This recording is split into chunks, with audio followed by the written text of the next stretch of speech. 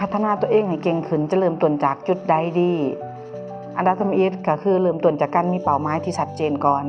ว่าเฮาจะเก่งขึ้นไปเพื่อหยังเป้าหมายเฮาคือหยังถ้าเฮาชัดเจนกับตัวเองเห็นอนาคตแล้วว่าการที่เฮาเก่งขึ้นชีวิตเฮาจะดีแบบใด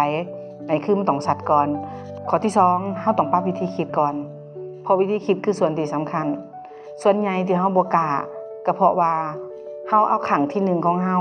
ไปสมเทียบกับขั้งที่100ของคนอื่นมันเลยเฮ็ดให้เฮารู้สึกว่าเฮาบ่เก่งแต่ในความเป็นจริงก็บ่มีผู้ใดที่จะเก่งมาแต่เกิดแล้วก็ลงมือขั้งทำอิฐแล้วจะเก่งเลยถ้าวิธีคิดเรื่องนี้เฮาเข้าใจเฮาจะลงมือได้อย่างต่อเนื่องสำหรับคนใดที่อยากพัฒนาตัวเองในเรื่องของบุคลิกภาพการเว้าการสื่อสารและอยากมั่นใจแต่ว่าหลายคนก็มีความเก่งอยู่ในตัวมีความสามารถอยู่ในตัวแต่เฮาอาจจะบ่กล้าดึงศักยภาพตัวเองออกมาใส่แล้วในงานนี้ทุกคนจะได้ดึงศักยภาพตัวเองได้ฝึกตัวเองให้เก่งขึ้นสำหรับคนใดสนใจพิมพ์คำว่าสนใจหรือทักปรึกษาส่วนตัวได้